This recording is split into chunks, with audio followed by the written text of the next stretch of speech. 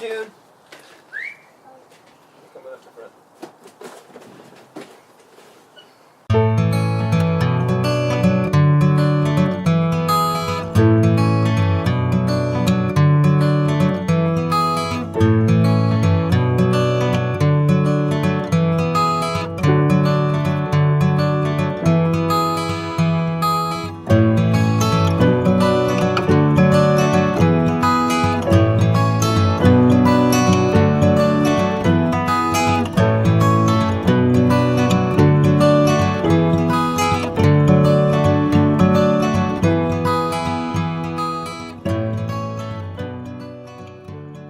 My name is Sarah Casey Taliff, and I am the co-director and founder of Cottonwood Agile Learning Center here in Helena, Montana. So my undergraduate degree is in learning and organizational change. So I've been interested in education and what it looks like for a long time. When I was studying organizational change, I was studying those ideas in the context of education. After my undergraduate degree, I applied and worked for Teach for America. During that time, I also worked on my master's degree.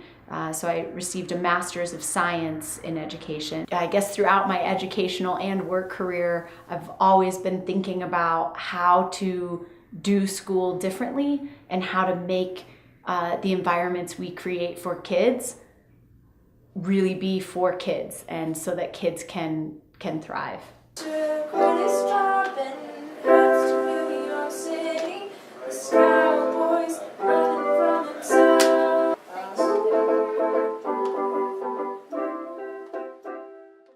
My name is Christopher Taliff. I was born in Great Falls, Montana. I grew up in Montana and went to school first for studio art at Willamette University in Oregon, in Salem, Oregon. After graduating from that program, then I traveled a bit. Spent some time in Europe, and then on the East Coast where I met Sarah, who co-founded the school with me. And after leaving the East Coast, we moved back to Montana to spend some time. But then I was given the opportunity to go to an architecture school called the Cooper Union for the Advancement of Science and Art, and that's in the East Village of New York City. So we moved back there with Bannock, our son, when he was just 1, and spent the next 6 years there until we just recently moved back to Helena. Well, the school came about in sort of a more of an organic kind of way because Sarah was at the time at home with Bannock, and we were looking at schools in Manhattan, looking at private schools, looking at public schools, kind of just seeing what our options were.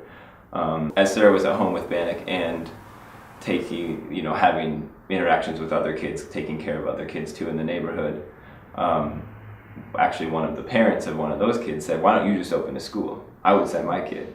And that was in parallel to me starting my thesis year of architecture school, where I'd already spent my last semester of the previous year focusing on education and architecture. And so I was doing this in parallel with Sarah doing this for the first year, kind of the prototypical year that was in our living room in Brooklyn, kind of a one-room schoolhouse thing. I had thought at different points maybe I would study to be a principal and I would lead a school. And then when, in having my own kids, I wanted to, I realized that the change that I wanted to make for them couldn't wait and wasn't going to happen. It needed to start with the kids, and I needed to create the space where kids could just be kids and have the freedom to learn and let their curiosity go wild with support and facilitation. And so I think that as a mom, that's what I was able to do. I was able to curate space for them every day, curate opportunities and experiences, and learning was natural.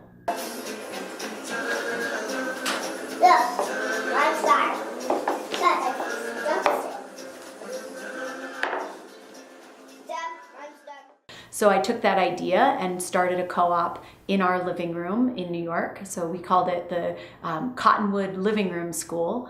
And Cottonwood is the name of the school, the one-room schoolhouse where my grandmother taught in the 1930s. And so I loved that idea of the one-room schoolhouse coming back, and this time in my Brooklyn living room. So I started with 3 kids, and we grew in that first year to 8 kids, ages 3 through 5, and I loved it. I got to, during that time, experiment with these ideas of learning in a group and learning with other kids, but still doing it in a self-directed way and in a way that was less structured than the traditional system. At the same time, my husband Chris was in his final year of architecture school and had decided to do his thesis on the idea of of architecture in education. So that was a really cool time for us. He was experimenting, you know, through me with the kids, and we were really collaborating. And it became clear too that this idea of giving kids more freedom, giving kids space, creating, like, presenting opportunities and possibilities for them, but then letting them choose, it was successful and it was popular. And she wanted to prove that women could do anything. At times, putting her safety at risk, she persisted throughout her career in exposing real monstrosities, pretending to be a sweatshop worker and a patient in a mental hospital to show how badly people were being treated. We arrived back in Helena in the summer of 2017, in July. We came back, I think the term, maybe between Sarah and I, we have different words that would say there's a one-word answer for that. And my word for that is freedom. I think it's freedom of me to spend my time how I want to, more than I had the ability in New York. It's freedom for our kids to be more actually free in the way that they walk around and are able to be independent. Our motivation for moving back to Montana was really to grow a school, but in a place where we knew we could commit. We were in New York for 6 years, but never felt like we could commit to being there. And we, you know, both of our families are here, so our kids' grandparents are here, and that was a real draw for us. We were able to give our kids a lot of freedom in New York City, and we adore New York City. We were not sick of it. It was never about leaving that, but it was feeling ready to grow this idea of the school and not feeling like we could commit to growing it there in New York.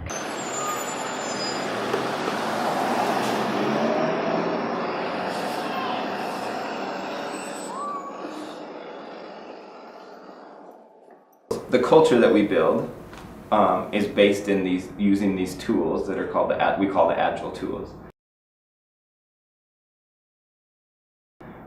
And they are essentially the ways to build a community, to connect with each other, and to create a really positive and supportive culture within the school. When you have a bunch of people following their own interests, it's important to come together and connect. So it's important to start together, to acknowledge visitors, to acknowledge what's going on in the world outside of the school, and realizing that just because we're in this room, it doesn't mean that it ends at the wall or at the door.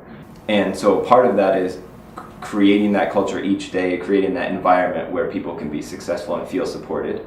And the other side of that is making sure we're out in the actual world and feeling what it feels like to be outside, and seeing what people we see on the street, seeing what kind of events are happening in our local area versus what we're reading about in the newspaper or something like this.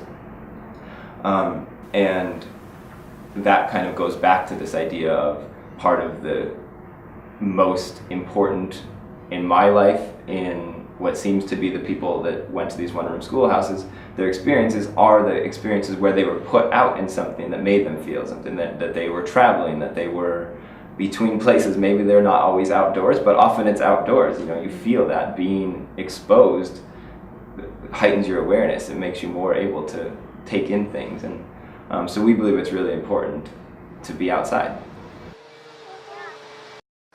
After this, May, could I do it? Mariah, then you could be next. Hey. She won't help you now.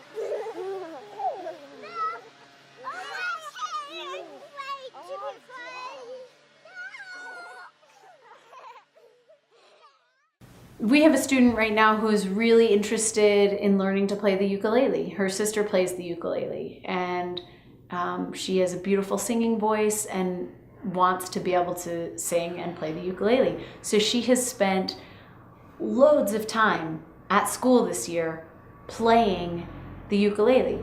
No one is, she's teaching herself how to play. She's looking things up on the internet. She's, asking Chris, who's, has some musical skill too, for support. But really, she's doing it on her own. She's just practicing and playing and singing. And that's part of the beauty of our school and of this environment and of a self-directed education. Another kind of foundational tenet of the school is trust. We trust kids here. And when given that freedom and trust, kids recognize the responsibility that they have. So we have students who leave our school by themselves and walk up the block and get lunch or get a coffee. And at first, people did ask them, aren't you supposed to be in school? Didn't school start? What are you doing here? And it's awesome for me to get to see our kids explain, the city is our classroom, and yes, we're in school, but I have freedom here too. And I think that for kids to get to practice the freedom and the responsibility associated with it in a supportive environment every day is awesome. Kids are encouraged to create internships for themselves in our community, or kids are encouraged to take courses or classes outside of our school and elsewhere during the school day. We promote that. We also feel like learning is not tied to a classroom. So a student at our school could fill out an off-site learning form and miss school for the whole day because of some other opportunity that presented itself that we value, that the kids value. So we try to create our system to support that learning. Dad, watch me tap dance on the wall.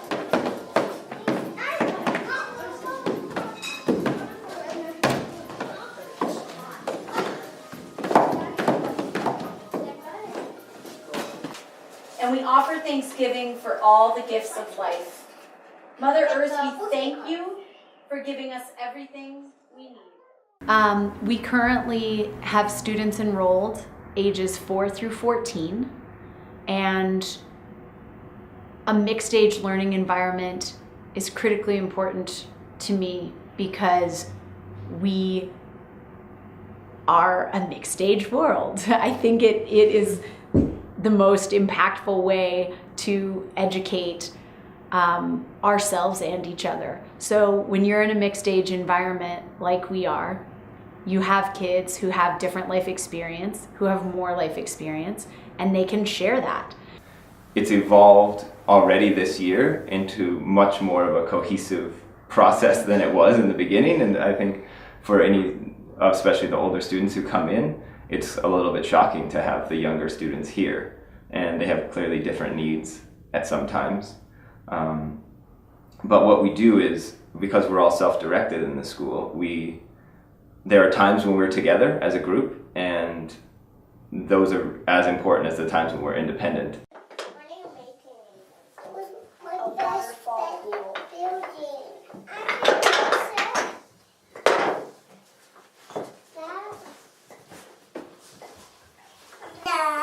Oh, if you can take this off. I know that our school is doing incredible things, and it is challenges even our notions of private school because of the way we determine tuition. Tuition at our school is determined on an equitable basis. So people use a sliding scale to determine their tuition offer. Now, we, as we grow, we have to ensure that we can be sustainable. So we have to have people paying tuitions at all parts of that scale. But I think it is a nice, it's awesome. It means that we can have an economically diverse school environment, even though we're private. To me, that's really important. I want to invite anyone in the Helena community to be a part of Cottonwood ALC. As an agile learning center, we are open to all people. We need the expertise and the passion of people in our community to support our school. So if you have something you're really passionate about, it doesn't matter if you've been a teacher or you have practice in that. If you have a passion that you want to share and you want to offer, we welcome you. So right now we're located at 330 Fuller Avenue in Suite 1. We're in a temporary space as we're working to renovate a larger storefront space down the block. That address will be 322 Fuller Avenue when it's done. So we're right here in the heart of Helena, downtown, and we welcome you to come by, stop in, say hello, look us up on our website, which is www.cottonwoodalc.org, and